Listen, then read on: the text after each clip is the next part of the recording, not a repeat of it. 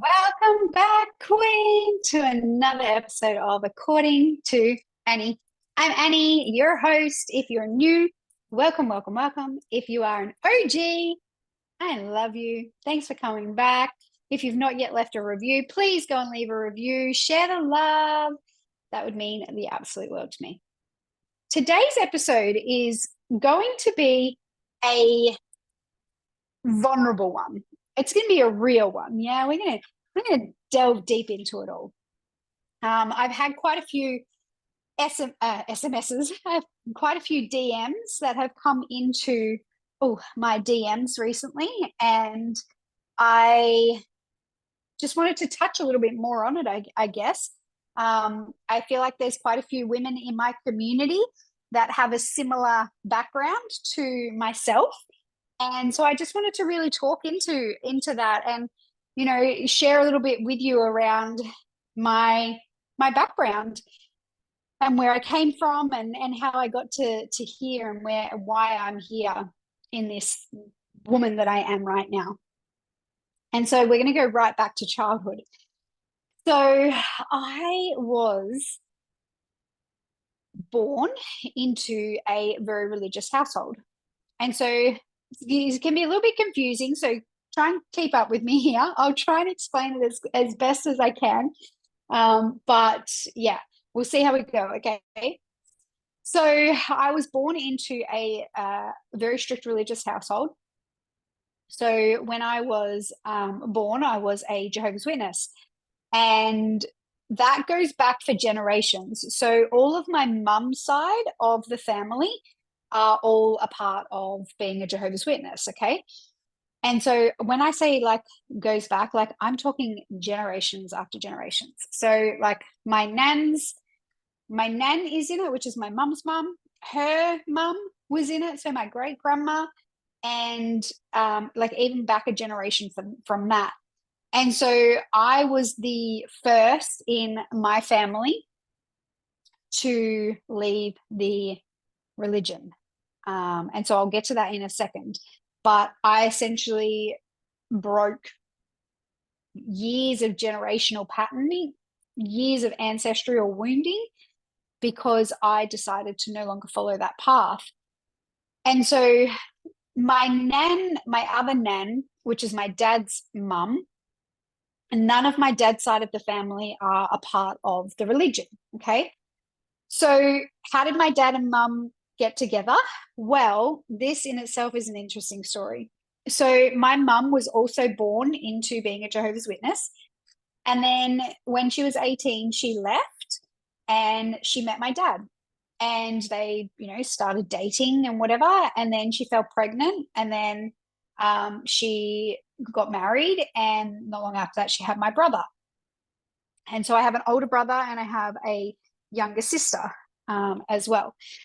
And then they lived, their happy little married life for a while. And this is my my nan's version of the story, because I haven't had any adult conversations with my parents, because I'll explain to you in a second how that all happened. But since I decided to leave the religion, I haven't had anything to do with my parents. So I was an adult, like literally I turned 18.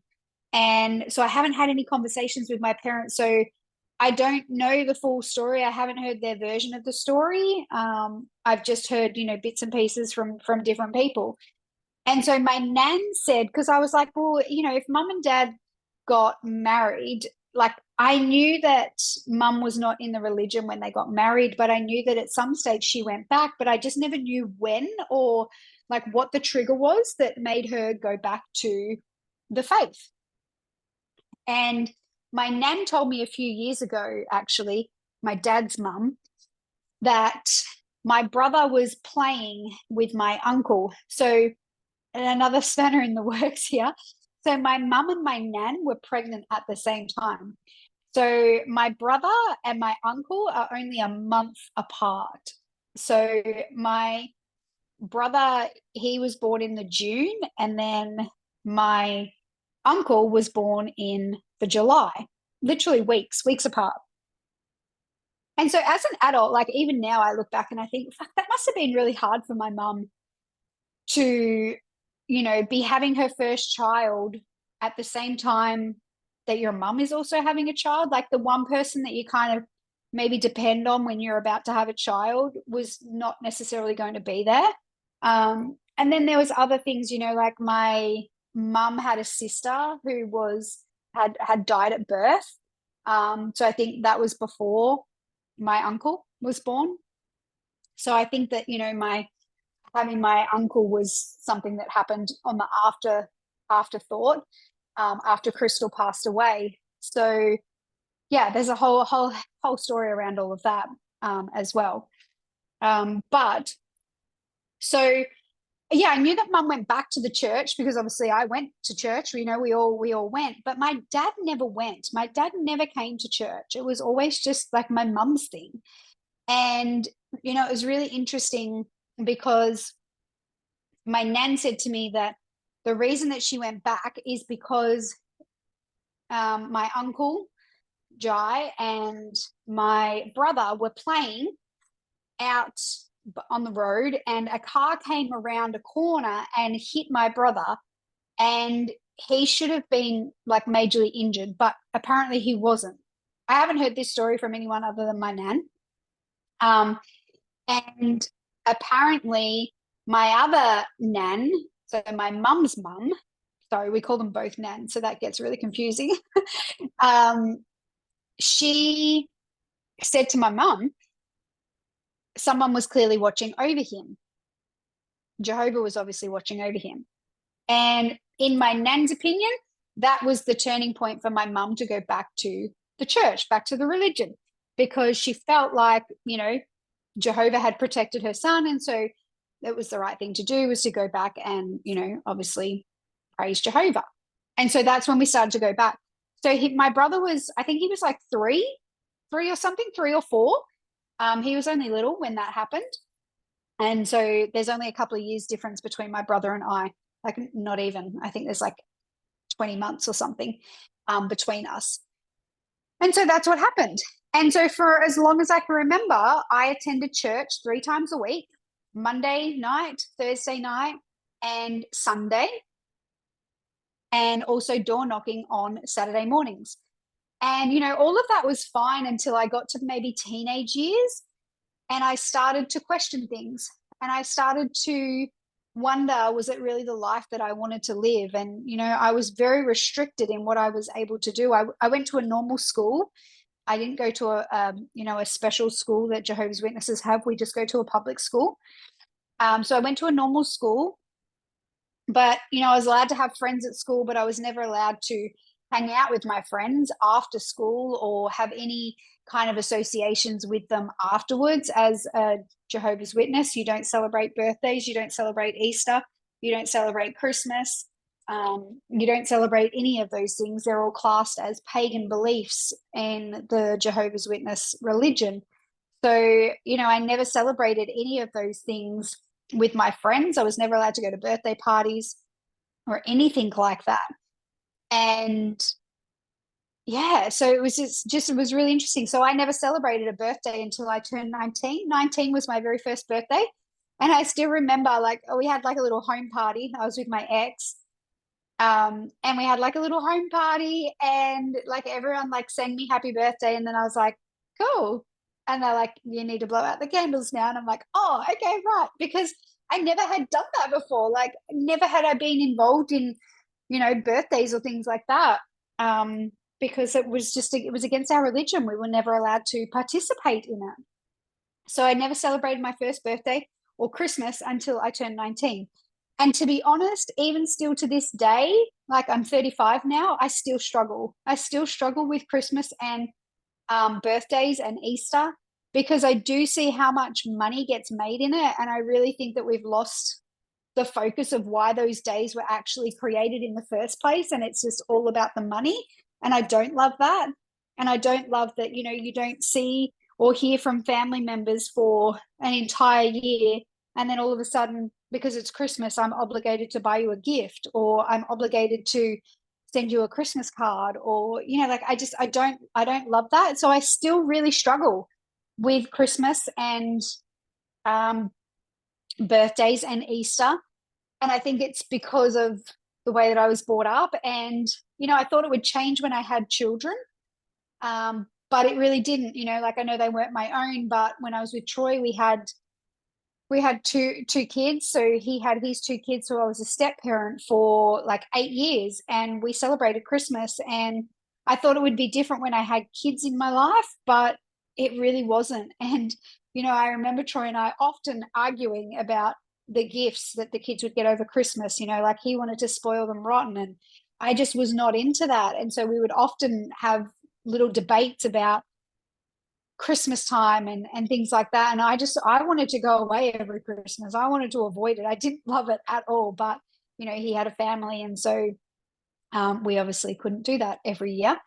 But yeah, so it was just really interesting, like the concept of it all, and how I grew up with not having it, and how even now as an adult I still really struggle with it. And I did a recent post this last Christmas, and I Googled it, and Christmas is the idea behind Christmas is it's actually a religious celebration, right? But I can't remember the stats. It was pretty phenomenal. If you go back through my post, you'll see on Instagram, you'll see what I shared. But it was something like so many people in the world celebrate Christmas Day, right? But there was only a very tiny, small percentage of those people that actually are religious. And it got me thinking, because sometimes that small percentage of people that don't follow a religion are usually the quickest people to judge other people for following a religion. And it just felt really hypocritical for me. And I just was like, it just doesn't feel good. Like, you're probably the first person to ridicule someone for following a religion, but yet here you are celebrating the worldwide celebration that's purely based on a religion, because it's based on Jesus. So it blows my mind. Anyway, we could talk about religion for days. Um, so yeah, so that was kind of like how I grew up. Like I grew up with not being able to associate with anyone that was not part of the church. My friends were only allowed to be a part of the church.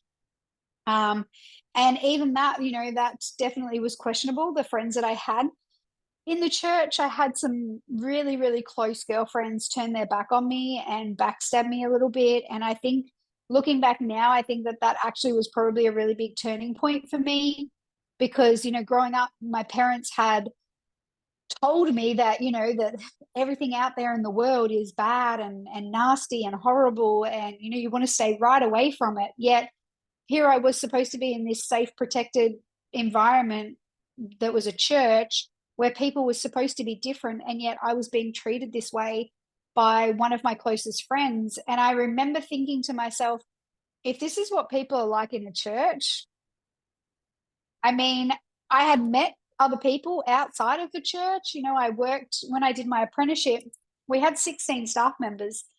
So there's a lot of women that we were working with, and they didn't, only one of them went to the church.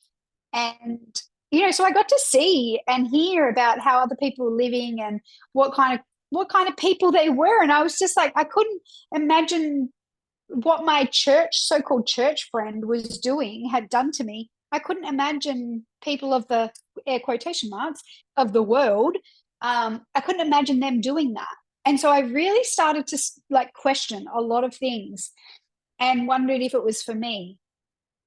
And with the Jehovah's Witness religion, you get baptized at an age that you feel ready to get baptized. So it's not a religion that you get baptized as a baby and have like a baptism. Pardon me, you get baptized at an age that feels good for you. And so there was a lot of pressure around getting baptized. And my older brother never got baptized. It almost felt like there was, I mean, I don't know, and maybe if you ask my parents, they might see it from a different perspective. But from my perspective, it felt like my brother had very different rules to what I had. And it felt like it was because he was a boy. Things seemed to be a lot more acceptable for him than what it was for me, which was really interesting. I know my parents will say that it's based on me being baptized and he wasn't baptized. That's why the rules were different for him. But I don't know. I still question whether if I was not baptized, if those rules still would have been the same or not. I don't know. I don't know. I'm not sure. And maybe I'll never know because I'll probably never have that conversation with my parents. So I don't know. But yeah, it just felt like the rules were very, very different for him. So there was a lot of pressure to get baptized. I remember a lot of the elders and, the older people of the congregation coming up saying, like, when are you going to get baptized? Like, it's the next thing to do. And when I was at church, I was definitely a good church girl. I was participating, I was showing up, I was, answering questions, I was on stage, public speaking. Like, I was showing up as the good church girl, essentially. Even though I was like somewhat questioning. And I remember being in the car with my church nan, and we were driving to Malden, which this is so funny that we're talking about this because in my previous episode, you will have heard me talk about me running into my ex in Malden, this little tiny village in Victoria. And so we were driving to Malden, and we were going to do her return visits. So she had some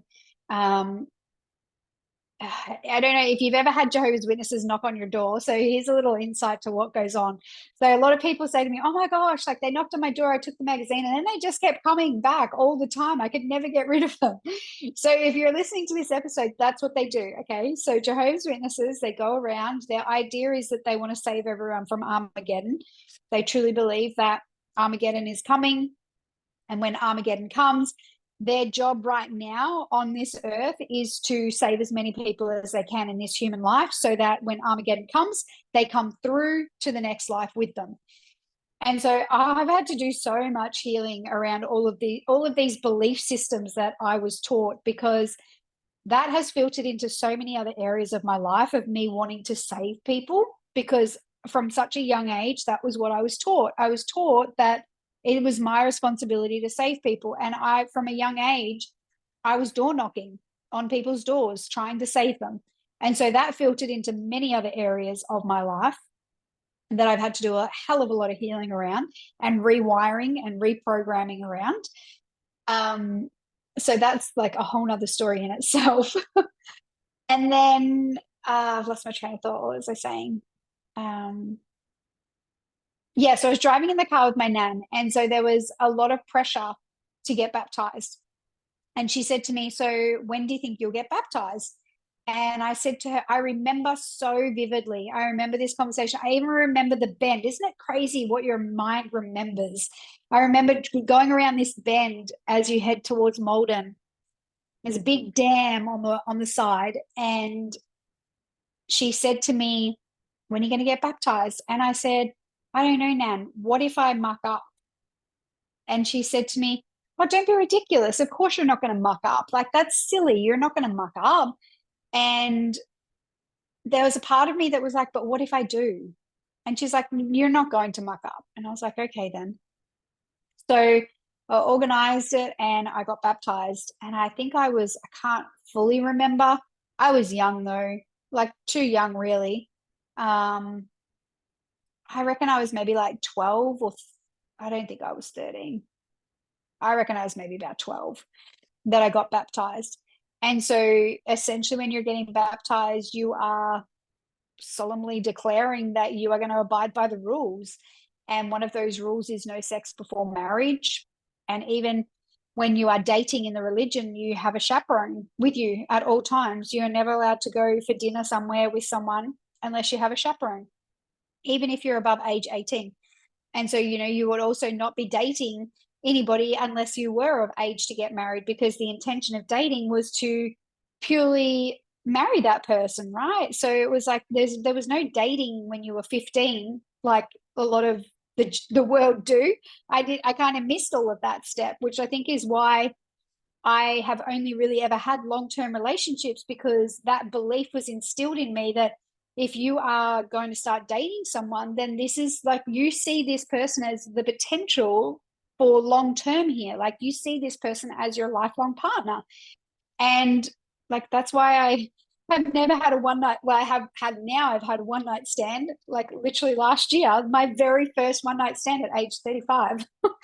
because I just, and that part I'm actually really grateful for. I'm truly grateful for that kind of upbringing that I've had, because sex and relationships and marriage is really quite sacred to me, and I take that very seriously, and I take relationships really seriously. And so I would only be investing my time and energy in someone that I truly felt like was a long-term fit for me, because that's really important to me. And so I'm really grateful for that belief, and I don't want to rewire that belief. That one's fine. I'm happy to keep that one. But yeah, and so I started to question a few things, and this friend that I had that kind of did me wrong in the church, I think that really made me question what the people were like in the church as well. And I think I started to look for a way out. And I got baptized at 12. When I showed up to church, I was a good church girl. But then as I started working from 14. I had a job in a music shop, and I started, the the guys, that worked Friday nights would come and say hello to me, like teenage guys, adult guys. And I was often locking up the shop as well. Like, my boss gave me a lot of responsibility, really, when I look back, and I had to do the till, and I had to lock the shop up and set the alarm at age 14. Like, there's a huge responsibility. But I had a lot of guys coming in and talking with me, and it was nice. It was boosting my confidence, and I started to flirt back, and like, it was really nice. And my parents, I think, kind of got a bit of an idea that that was maybe what was happening, because all of a sudden they started coming shopping on a Friday night and would walk past the shop to see that I was, chatting with a guy or whatever. And obviously he was not from the church. So that started sparking some questions, and, just little things like that started to happen. And naturally, I'm a young girl, so I'm naturally intrigued by a guy showing me attention. And, like, that doesn't really happen in the church, because you're not allowed to do that unless you are having the intention to marry this person. So it just didn't really happen. And I remember, having mobile phones and having my mobile phones taken off me, because I was starting to lie about a lot of things. And then I would go and buy a burner phone, and then I'd fucking get caught out with my burner phone. Oh, like, it was just so unlucky. And it's sad. I look back now, and it's really sad that I didn't have that type of relationship where I felt like I could have a conversation with my parents. I felt like I was always going to get into trouble if I said that, hey, this is what I wanted, or this is how I want to live my life. I always was told that no, I didn't know what I wanted. um and so I look back now, and I'm like, it's really sad that I couldn't have that type of relationship with them. They didn't trust me, and I don't blame them for not trusting me, because I did lie a lot about a lot of things. um Purely because I just felt like I couldn't be honest with them and be accepted. And, from a very early age, it was very much instilled that if you were not going to follow the ways of the religion and the ways of the life that they have provided, then there would be no room for you in this household. And so that, for me, that taught me a lot of, it taught me that love was not unconditional. It taught me that love had conditions on it. And so even that in itself has shown up a lot in my intimate relationships, because I struggle with, like, what love looks like. I struggle with allowing love to come in, because there was not unconditional love from my parents. So how on earth could a man love me unconditionally if my own two parents couldn't love me unconditionally? And so there's been a lot of healing that I've had to do around a lot of that stuff as well that's come through. Um, and I just remember thinking, like, I'm tired of this life. Like, when I was essentially living a double life. When I was at church, I was the good church girl. I was participating, I was answering, I was doing everything that a church girl does. And then when I was outside church, I craved for so much more. I really craved for so much more. And I didn't know how to get out. And so I started creating situations, and I don't realize this until the after fact. Like, since I started doing the healing journey, I didn't realize this. And now I can look back and go, oh yeah, like I definitely created my own situations. I definitely created situations that made me give me what I wanted. And, you know, my parents, my dad more so than my mum was really, really strict. You know, I remember turning 18 and I remember saying, you know, I'm going to go, I got my license and I'm going to go to my friend's place. And I remember my dad like not trusting me that that was where I was going to go. And, you know, I would go to my friend's place, I'd park out the front, and then I'd forget something in my car and I'd run out to the car and he would drive past.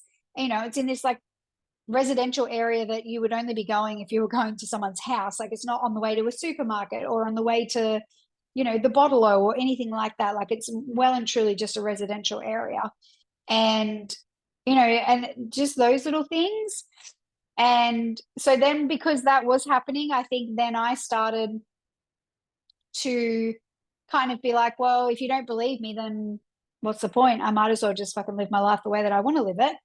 And then I started to get involved with my brother's friend. And my brother at this stage had left the religion and he was doing his own thing. And that was totally fine for him because he wasn't baptized. So it was a different set of rules for him. But then, yeah, I really started to crave like something more and something different. And we exchanged numbers, and I think my parents had an idea what was going on. And so then my dad would have my phone bill itemized. And so every month he would sit me down and he would go through my phone bill and he would ask me whose number was who. And he would have already rang those numbers if he thought I was going to lie. And so he would have already known if that was such and such. And I, you know, had said it was Susie, the girl from work. And he'd be like, really? Do you want to try again? Which literally that's what he would say to me. And I would stick to my story and I'd be like, yeah, it's Susie from work. And then he'd say, well, I've already rang the number. So do you want to tell me really who it is? And it was Ben, my first boyfriend.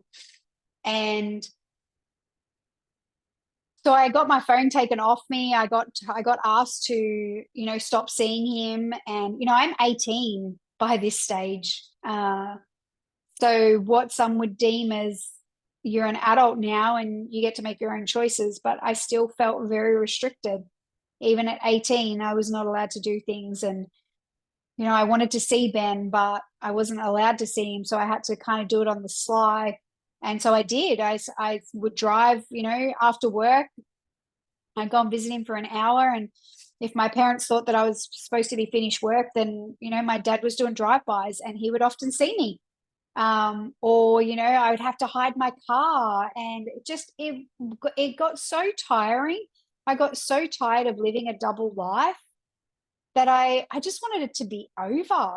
Like, I honestly just, like, I was 18 by this stage. I should be able to live my life on my terms and not have to, you know, be told how to live my life. And it just didn't feel right anymore. I was tired. I was tired of living this double life. I probably lived the double life for, I would say, probably 12 months, I reckon. And, you know, in and out of lies, I was always lying to my parents. And then the final straw is really what hit. So Ben, my boyfriend at the time, he wanted to go away.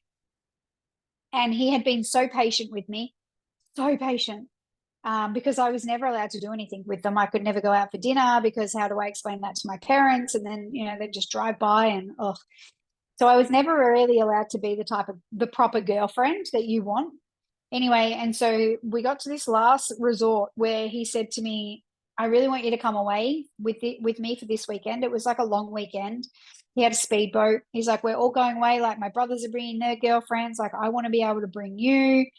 And I was like, yeah, like, I really want to come too, but I don't know how I can make it work. And he's like, you know, I would really like it. And if, like, this isn't really much of a boyfriend-girlfriend relationship if this is how it's going to be. And so I was like, oh my God, he's going to break up with me. So I was like, I have to go. I have to go. And so I told my parents that I was going to a work function, a work conference in Melbourne.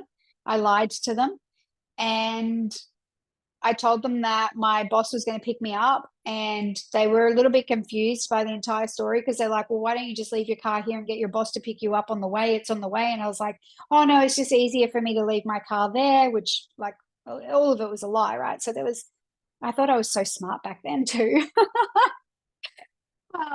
And yeah, I was like, didn't cross my T's and dot my I's at all, but I thought I did, young and naive at 18, think you know everything. You look back and you think, I think now, I'm like, oh my God, Annie, there's so many fucking signs, like, stood out like dog's balls. So I said, yeah, no, I'm going away for the weekend. And so I ended up going with Ben. So we parked my car at his place, but we hid it so that if my parents drove past, they wouldn't see it there. And off we went for the weekend. And while I was away, I got a text message from my brother. And these were the last words he ever said to me. He said to me, if you're away with Ben right now, then I'm never going to speak to you ever again. And I was like, ugh.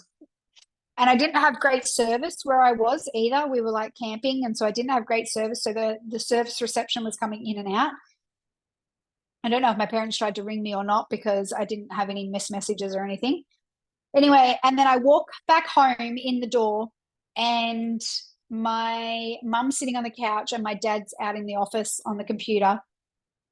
And mum says to me straight up, how was your weekend? And I said, yeah, it was really good.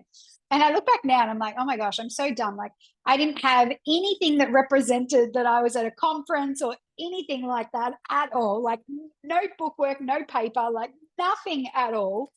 Oh, young and naive Annie, honestly. And yeah, and she's like, how was your weekend? I was like, yeah, it was good. And she's like, oh, what'd you learn? And I just made up some bullshit story. And she's like, okay, so where were you for the weekend? And I was like, I was in Melbourne for the weekend. And I fucking stuck to that story like you wouldn't believe. She's like, okay, right, you're in Melbourne. I was like, yeah, I was in Melbourne. She's like, interesting. I was like, yeah. And then my dad comes in, sits beside her, and he goes, I think we need to sit down and I think we need to have a chat. And I was like, okay. So I sit down and he's like, so really, where were you? And I was still sticking to my story. I was like, no, I was in Melbourne with Aaron and Julianne, my bosses. And they were like, well, we know that you weren't. So how about you just be honest and tell us where you were? And I was like, okay. Well, I was with Ben. And they were like, okay. And my mum said to me, have you slept with him? And I said, yes, I have. And she was like, okay, well, you know what that means. That means that you have to ring the elders and you have to let the elders know what's happened and you need to have a conversation about that. And I was like, yeah, okay. And then my dad said to me that as far as I'm concerned, so these were his words, as far as I'm concerned, you think of yours and my relationship as shit, so you might as well pack your bags and leave. And I remember my mum's face looking at him when he said that, as if that was not what was discussed between the two of them. And I know that my mum knew she had more control over me if I stayed at home. And as soon as I left, which is essentially what I wanted, right? I wanted out. And so by my dad saying that, I was like jumping for joy at that because I was like, okay, great. This is my way out. Like, this is it. This is how I get out of this situation. And I knew that my mum was not ready for that. I could tell by the way that she looked at my dad. It was like, that's like, what have you done? What have you done? You've just given her the free card, and that's not what she wanted. And in that conversation, I remember just saying different things about, my dad saying to me, like, we've created an incredible life for you, and this is how you treat us, and this is what you do for us. And, like, this life's pretty incredible. And I remember saying to my dad, because my dad never went to church, right? And I remember saying, like, if it's so good, Dad, why don't you go? And he turned around and he said to me, we're not talking about me. We're talking about you right now. So let's focus on that. And, I was pretty intimidated by my dad. But really what I wanted to say is like, of course we fucking are, you hypocrite. But I didn't, because I was very intimidated by my dad, very intimidated by him. So there's no way I would have ever like spoken. I was surprised that I even said that to him, to be honest, because that's very, yeah, yeah. I'm surprised I said that, but obviously, I said it and it came out. And so within a couple of days, I decided to have my bags packed and I was gone. And so whatever I could fit in my car is literally what I left with. So I left with a doona. I left with some clothes. I wasn't allowed to take anything else, like my bed or furniture or anything like that. I shared a room with my sister. So essentially everything like stayed for her. And I remember the night before I left, my sister was still a bit too young to fully understand what was going on. She was like 5 years younger than me. So she was like 12 and didn't really like talk much to her about the situation. But I remember going into my brother's room the night before I left. And I remember sitting on his bed and saying to him, so like, obviously I'm leaving tomorrow. And he said to me, I sent you that text message and I'm sticking to that. And you were with Ben. And so his text message said that if you were with Ben, that he was never going to speak to me again. And he has held true to that until just recently. He has never spoken to me. He got married. He's got 3 children that I had never met before.